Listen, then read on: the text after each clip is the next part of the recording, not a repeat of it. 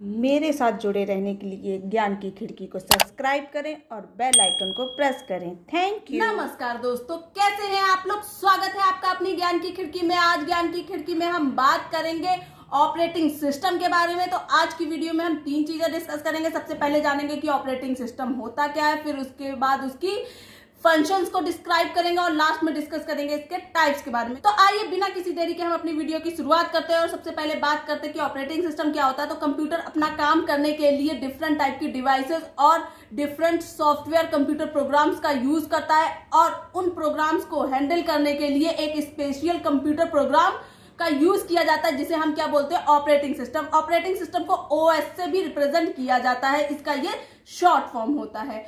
Operating system एक system software होता है जो कंप्यूटर के सॉफ्टवेयर, हार्डवेयर और रिसोर्सेज को मैनेज करता है, उसकी मेमोरी को मैनेज करता है, सिस्टम को मैनेज करता है। फॉर एग्जाम्पल, कीबोर्ड का हम यूज करते हैं तो कीबोर्ड पर जब भी कोई की प्रेस करते हैं तो उस की को समझकर मॉनिटर स्क्रीन पर उसको डिस्प्ले करना, उसे सेंड करना, ये सब काम किसका होता है, हमारा ऑपरेटिंग सिस्टम का। इसके अलावा हार्ड डिस्क पर फाइल और डायरेक्टरी को मैनेज करना, सारी डिवाइसेस को मैनेज करना, मेमोरी को मैनेज करना, सारी डिवाइसेस को आपस में कम्युनिकेट कराना, ये सब काम किसका होता है, ऑपरेटिंग सिस्टम का होता है। मींस बिना ऑपरेटिंग सिस्टम के आपका जो कंप्यूटर होता है वो एक तरीके से यूजलेस होता है, उसको यूज नहीं किया जाता। ऑपरेटिंग सिस्टम एक ऐसा इंटरफेस है जो यूजर और कंप्यूटर के बीच एक ऐसा एनवायरनमेंट क्रिएट करता है जिससे दोनों आपस में कम्युनिकेट कर सके। आई होप कि एग्जांपल के थ्रू आपको ऑपरेटिंग सिस्टम समझ में आ गया होगा कि ऑपरेटिंग सिस्टम होता क्या है और उसका क्या काम होता है। इसके बाद हम बात करते हैं इसके फंक्शंस के बारे में, मींस इसके काम के बारे में, इसके यूज के बारे में। तो सबसे पहले हमारा पॉइंट आता है मेमोरी मैनेजमेंट। तो ऑपरेटिंग सिस्टम क्या करता है कि मेमोरी को मैनेज करता है, मींस कौन सा रिसोर्स कहां पर मेमोरी में सेव हो, कौन सी इंफॉर्मेशन कहां पर सेव होगी, कहां से उसको डिलीट करना है। प्रोसेसर को जब कोई भी डेटा चाहिए होता है तो वो मेमोरी में कहां सर्च आउट करेगा, उसको मींस प्राइमरी मेमोरी को वो एक तरीके से ट्रैक करता है, प्रोसेसर को वो मेमोरी की इंफॉर्मेशन देता है, ओवरऑल मेमोरी को मैनेज करता है। इसके बाद नेक्स्ट पॉइंट आता है हमारा प्रोसेसर मैनेजमेंट। तो मल्टी प्रोग्रामिंग में यह डिसाइड करता है ऑपरेटिंग सिस्टम की प्रोसेसर कब, किसे और कितने समय के लिए एलोकेट किया जाएगा, कितनी देर तक एलोकेट होगा, मतलब प्रोसेसर कौन सा प्रोग्राम पहले एग्जीक्यूट होगा, कौन सा प्रोग्राम बाद में एग्जीक्यूट होगा। ये सारा काम किसके थ्रू होता है, ये ओएस के थ्रू होता है, मींस ऑपरेटिंग सिस्टम के थ्रू होता है। शेड्यूलिंग का जो प्रोसेसिंग होती है वो सब किसके थ्रू होती है, ऑपरेटिंग सिस्टम के थ्रू होती है। यह एक तरीके से ट्रैफिक को कंट्रोल करता है। इसके बाद नेक्स्ट आ जाता है हमारा device management. Means operating system अपनी रिलेटेड ड्राइवर के थ्रू डिवाइसेस को कम्युनिकेट कराता है। मींस जैसे साउंड हो गया तो साउंड का ड्राइवर होता है, तो उस ड्राइवर के थ्रू हम क्या करते हैं, साउंड को सुन सकते हैं, उसमें रिकॉर्डिंग परफॉर्म कर सकते हैं। तो ऑपरेटिंग सिस्टम क्या करता है, डिवाइसेस को आपस में कम्युनिकेट कराने का काम करता है या यूजर से कम्युनिकेट कराने का काम करता है। यह सभी डिवाइसेस को कंट्रोल करता है, मैनेज करता है या डिसाइड करता है कि कौन सी डिवाइस हमारी क्या काम करेगी, कितने समय तक करेगी।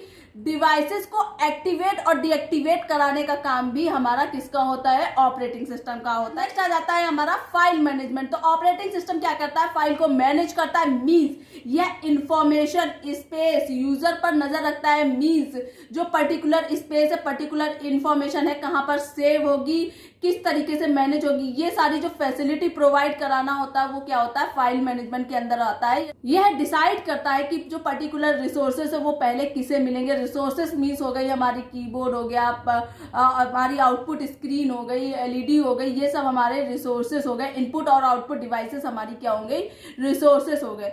रिसोर्सेस को एक्टिवेट और डीएक्टिवेट करने का काम भी हमारा कौन करता है, ऑपरेटिंग सिस्टम करता है। इसके बाद नेक्स्ट पॉइंट हमारा आ जाता है security. Means operating system password के थ्रू एक सिक्योरिटी पैनल प्रोवाइड कराता है। मींस इसके थ्रू ये डेटा को अनऑथराइज्ड एक्टिविटी से रोकता है। इसके बाद नेक्स्ट आ जाता है हमारा एरर डिटेक्शन।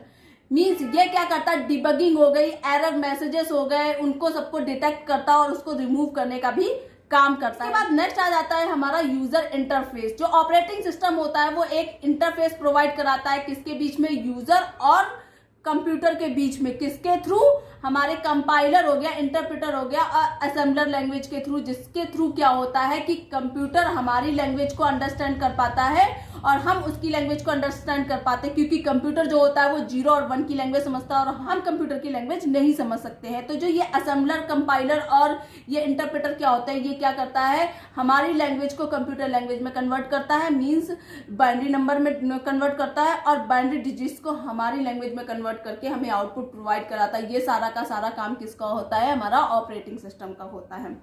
इसके बाद नेक्स्ट आ जाता है हमारा टाइप ऑफ ऑपरेटिंग सिस्टम। तो सबसे पहला हमारा ऑपरेटिंग सिस्टम होता है वो मल्टी यूजर ऑपरेटिंग सिस्टम होता है। यह ऑपरेटिंग सिस्टम एक से अधिक यूजर को एक साथ वर्क करने के लिए फैसिलिटी प्रोवाइड कराता है। ऑपरेटिंग सिस्टम की हेल्प से क्या होता है, एक टाइम पर कई हजार यूजर एक साथ काम कर सकते हैं। इसके बाद नेक्स्ट आ जाता है हमारा single user operating system.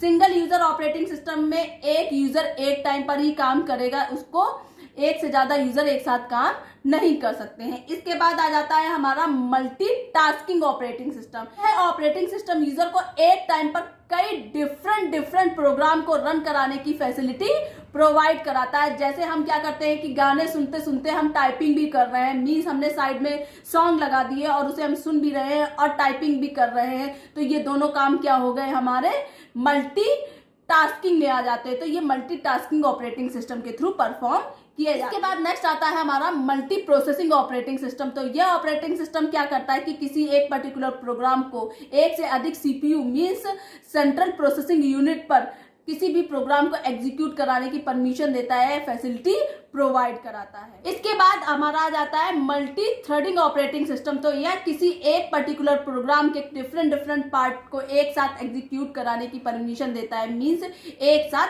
Run कराता है। इसके बाद नेक्स्ट आ जाता है हमारा रियल टाइम ऑपरेटिंग सिस्टम। यह ऑपरेटिंग सिस्टम क्या करता है, यूजर द्वारा दिए गए इनपुट पर तुरंत ही रिस्पॉन्स करता है और आउटपुट देता है। इसका एग्जांपल ले लीजिए आप, एटीएम मशीन हो गई। एटीएम मशीन में क्या हो गया, जैसे ही हमने अपना आईडी और पासवर्ड एंटर किया तुरंत उसका रिजल्ट आ जाता है, मीन्स तुरंत हमें पैसे मिल जाते हैं। इसके बाद हम बात कर लेते हैं कुछ ऑपरेटिंग सिस्टम की, जैसे हमारे कौन कौन से ऑपरेटिंग सिस्टम होते हैं। जैसे विंडो ऑपरेटिंग सिस्टम हो गया, मैक ऑपरेटिंग सिस्टम हो गया, लाइनेक्स ऑपरेटिंग सिस्टम हो गया, यूनिक्स ऑपरेटिंग सिस्टम हो गया। इसके अलावा हमारा MS DOS भी होता है, iOS means iPhone operating system हो गया, एंड्रॉयड ऑपरेटिंग सिस्टम हो गया। ये सारे के सारे हमारे ऑपरेटिंग सिस्टम है कुछ, क्योंकि कभी कभी एग्जाम में पूछा जाता है कि 5 ऑपरेटिंग सिस्टम के नाम बताइए, तो आप इसमें से किसी 5 ऑपरेटिंग सिस्टम के नाम बता सकते हैं। तो आई होप कि आपको मेरी वीडियो पसंद आई होगी। अगर आपको मेरी वीडियो पसंद आई तो प्लीज इसे लाइक कीजिए, ज्यादा से ज्यादा लोगों को शेयर कीजिए। अगर इससे रिलेटेड कोई कंफ्यूजन है तो आप उसे कमेंट बॉक्स में पूछ सकते हैं, मैं उसका आंसर आपको जरूर दूंगी। मेरे साथ जुड़े रहने के लिए धन्यवाद। फिर मिलेंगे नेक्स्ट वीडियो में।